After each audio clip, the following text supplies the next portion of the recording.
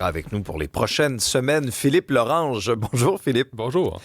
Abordons dans un premier temps ce matin la question du Comité olympique et paralympique des États-Unis qui a pris la décision d'exclure les femmes transgenres des compétitions féminines.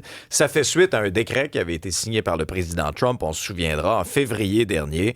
C'était une priorité. Revenons d'abord là, sur cette décision-là et justement, qu'est-ce que ça change et de quelle façon ça a été accueilli? Oui, bien en tout cas, on peut dire que le Comité olympique et paralympique, au fond, dans son document de 27 pages, ne mentionne jamais le mot trans. Ils font juste dire on se conforme au décret de Donald Trump, qui s'intitule Keeping Men Out of Women's Sports. Déjà, les titres, ça fait toujours rire des décrets de Trump. Donc c'est assez créatif. C'est ça, oui. Et là, donc, on dit que la décision se fait parce que simplement un comité comme celui-là doit simplement se conformer aux décrets présidentiels, aux autorités fédérales. Et l'idée, c'est de dire simplement, l'idée de Donald Trump, des républicains, c'est de dire, regardez, là, le problème, c'est que les femmes trans, ce sont des gens qui, biologiquement, à la naissance, sont hommes. Donc, évidemment, il faut respecter l'identification. Mais après, moi, j'ai envie de dire, on peut pas avoir le beurre et l'argent du beurre. Si vous étiez un athlète masculin, puis tout à coup, vous décidez de faire une transition, mais vous devez comprendre qu'il y a des choses que vous pouvez pas entièrement transférer vers la féminité, là.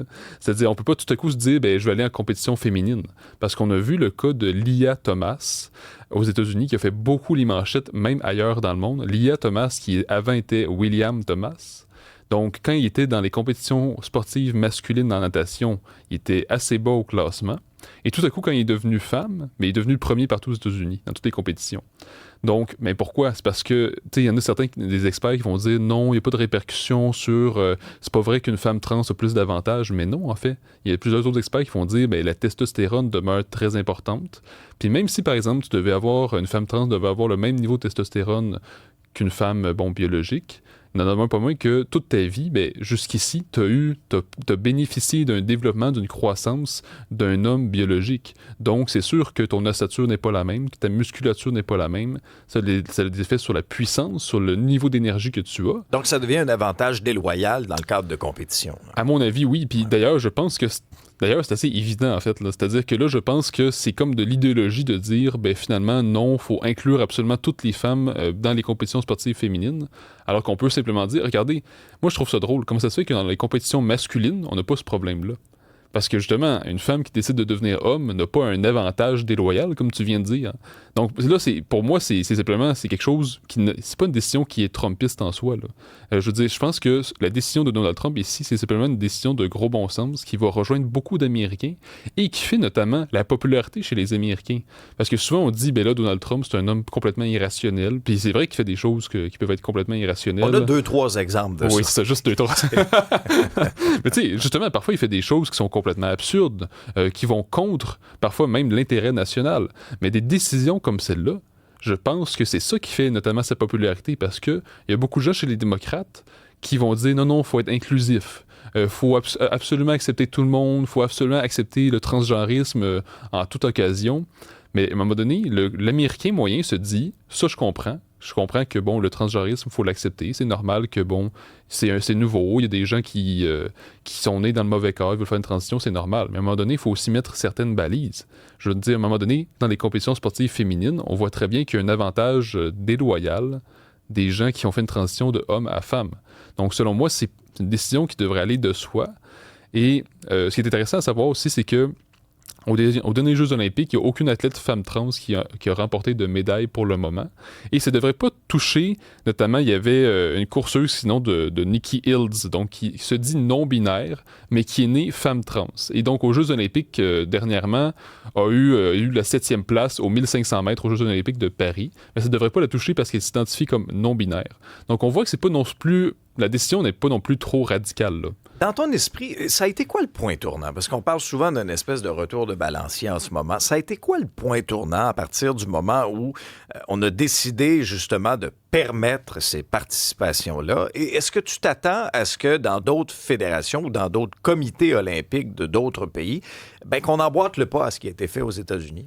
Mais quand tu dis le tournant, c'est parce que justement, on voit, je pense que c'est Caroline Eliashif et Céline Masson, donc son psychiatre en France, qui disaient le nombre de transitions a véritablement explosé partout en Occident, que ce soit en France, aux États-Unis, dans les dernières Occident. années. Mais vraiment, c'est une explosion, on parle de parfois 1000%, là, en très peu de temps, quelques années. Donc, on se rappelle, là, il y a seulement 10 ans qu'on parlait de personnes trans, on parlait de transsexuels, puis c'était extrêmement marginal. Parce qu'aujourd'hui, c'est rendu un truc quasiment commun. Donc, ça a explosé rapidement. Et c'est comme si les institutions n'ont pas su s'adapter trop, on n'a pas su trop quoi faire. Et comme on vit un peu dans l'espèce de religion de l'inclusion, on s'est dit, on va les inclure un peu partout. Par peur d'être traité d'intolérant, c'est ça? Oui, je pense que oui. Le peur d'être traité de transphobe, d'être réactionnaire, de ce genre de choses. Donc, ça fait en sorte que je pense que ça s'est immiscé un peu partout dans nos institutions, de façon un peu dans l'idée que faut être inclusif, faut pas exclure personne, mais avec des effets pervers. Après, quand tu dis est-ce qu'il va y avoir un recul, je pense que oui, parce que par exemple en Suède, il y a eu des scandales sur des transitions de genre sur les mineurs. Par exemple, moi je m'oppose aux transitions de genre chez les mineurs parce que je pense qu'un mineur n'a pas la maturité pour faire ce genre de décision aussi importante. Et il y a un recul en Suède. Même chose au Royaume-Uni, parce qu'il y avait un hôpital du nom de Tavistock qui a fait beaucoup les manchettes dans les dernières années parce qu'il avait autorisé la transition de genre chez des jeunes qui, finalement, étaient assez hésitants. Et après coup, c'était dit, finalement, c'était pas l'idée du siècle ce que j'ai fait. Puis là, il est trop tard parce que je me suis enlevé les seins, ou bien là, j'étais une femme, là, maintenant j'ai une voix masculine, et il n'y a pas de retour en arrière. Donc, toute ma vie, je suis prêt avec une voix masculine, alors que finalement, c'est juste que quand j'étais adolescent, j'étais un peu perdu, puis je savais pas trop qui j'étais, donc j'ai fait cette transition-là. Mais les médecins ont pris une décision trop rapide qui a eu des conséquences malheureusement dramatiques. Donc je pense que là, un peu partout en Occident, il y a un peu un réveil sur la question, que ce soit au Royaume-Uni, en Suède, aux États-Unis. Et naturellement, on voit qu'il y a un désavantage dans le monde du sport, mais aussi chez les mineurs. On voit que les transitions se font trop rapidement, il y a des décisions qui se font trop rapidement. Puis on voit aussi qu'il y a des intérêts corporatistes derrière ça, c'est-à-dire que... c'est Dora Muto et Marguerite Stern qui en parlaient en France. On sait très bien que un jeune mineur qui décide de faire une transition, mais toute sa vie, va devoir prendre des traitements, des médicaments. Donc, c'est très payant pour l'industrie pharmaceutique. On n'est pas obligé d'être complotiste ici, là. C'est juste que c'est extrêmement payant. C'est une industrie très lucrative de se dire, on transforme quelqu'un en un patient à vie avec des médicaments, des traitements. Donc, c'est très lucratif. Donc, je pense qu'il va y avoir un recul parce que le gros bon sens populaire se rend compte que ça peut pas aller n'importe où comme n'importe comment, là. De plus en plus, il y a certains liens qui se font entre l'immigration et ce qui se passe dans le marché de l'habitation, la pénurie de logements, etc. Et là, il y a la Société canadienne d'hypothèques et de logement, Philippe, qui reconnaît maintenant que la réduction de l'immigration réduirait aussi le prix des logements. Oui, c'est quelque chose qu'on sait depuis un bon bout de temps, mais c'est comme si, encore une fois, on était dans la logique qu'on veut inclure tous les immigrants, on veut pas exclure, on veut pas être méchant, on veut pas être xénophobe ni raciste. Donc, on nous dit depuis, même encore aujourd'hui, il y a beaucoup de gens qui nous disent la crise du logement, ce n'est pas lié à l'immigration, c'est simplement qu'il manque d'offres, on construit pas assez, ce genre de choses. Mais c'est-à-dire que, comme tout marché, c'est l'offre et la demande. On peut pas juste parler de l'offre, il y a aussi la demande.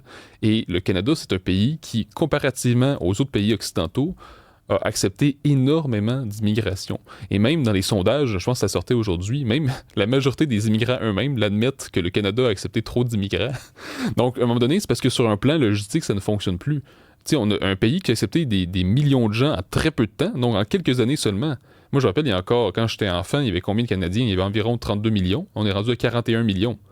Je veux dire, ça l'a bondi beaucoup trop rapidement, puis ça vient d'abord d'une immigration massive. Et naturellement, si la demande explose, c'est clair que ça a un prix, ça a des conséquences sur les loyers, sur le prix des maisons. Et là, la Société canadienne d'hypothèques et de logement dit « Hey, on a constaté que dans des villes comme Toronto, Vancouver, Halifax, Calgary, il y a eu un début d'exode de travailleurs étrangers, d'étudiants étrangers internationaux, et comme de fait, les loyers ont baissé. Donc, ils disent qu'il y a un lien direct, il y a une corrélation claire entre une baisse de la demande, donc un exode de travailleurs migrants ou d'étudiants internationaux, et la valeur des loyers qui tend à baisser parce que la demande a diminué. Je veux dire, même ici au Québec, on sait très bien que dans les dernières années, on a accepté plusieurs centaines de milliers de nouvelles personnes qui sont des migrants temporaires. Puis là, on nous dit, la solution, c'est plutôt de construire davantage. Mais je veux dire, déjà, construire simplement quelques dizaines de milliers de nouveaux logements, c'est déjà beaucoup d'investissement, là. Ouais, puis construire quoi? Parce que, tu sais, on a beau construire, exemple, des maisons à 1 million de dollars, des condos à 600 000 700 000. On s'entend que dans l'état actuel des choses au niveau de l'économie, c'est pas ce qu'on a besoin, là. C'est pas ce qui va changer vraiment la crise du logement ou être un facteur déterminant. Si on construit, par exemple, des loyers à prix modique, des habitations, des logements où la famille moyenne ou les nouveaux arrivants, par exemple, pourront se loger, c'est ça qui va avoir un impact direct, là. Oui, mais justement, moi, je reviendrais au géographe Christophe Guilly en France qui parle justement du modèle métropolitain qui s'est comme mondialisé, c'est venu avec la mondialisation. Il dit que c'est un modèle très inégalitaire. Parce que comme tu dis, justement, il y a les condos luxueux. Ah, ça, il y en a à Montréal, il y en manque pas. Hein? Mais justement, mais je pense pas que les gens qui manquent d'argent vont aller au condo Maestria ou les condos proches du canal de la Chine, vus sur le canal de la Chine. Mais justement, c'est le problème, c'est que là, le modèle métropolitain, avec une immigration massive, avec justement la construction de logements luxueux, mais ça fait en sorte que c'est un modèle très inégalitaire. Parce que là, c'est soit que tu as les moyens d'avoir ton condo luxueux, ou bien tu te retrouves dans des logements sociaux. Mais je veux dire, ce qui fait le succès de l'Occident, puis de l'Amérique du Nord surtout, c'était la classe moyenne. Et la classe moyenne, normalement, devait avoir accès à la propriété, donc avoir sa propre maison, ou au moins avoir un logement qui n'est ni un condo luxueux, ni du logement social. Parce qu'à un moment donné, je veux dire, ça devient un modèle très inégalitaire. C'est soit tu as ton condo luxueux, soit tu es en logement social. Mais à un moment donné, faire société, c'est avoir une classe moyenne, je crois. Donc là, on nous dit les logements sociaux, c'est la solution, il faut en construire davantage, il faut en construire davantage. Mais je veux dire, franchement, qui rêve d'être en logement social? C'est pas grand monde. C'est un peu une solution pour des gens qui ont des revenus plus modiques. Donc, ça peut pas être une solution, je veux dire, répandue à tout le monde, là. Je veux dire, la plupart des gens veulent avoir leur propre maison ou au moins avoir leur propre 4,5, leur propre 5,5. Donc, je veux dire, ça peut pas être une solution, là. Merci beaucoup, Philippe, pour la discussion. Merci. On fait ça demain. Allez.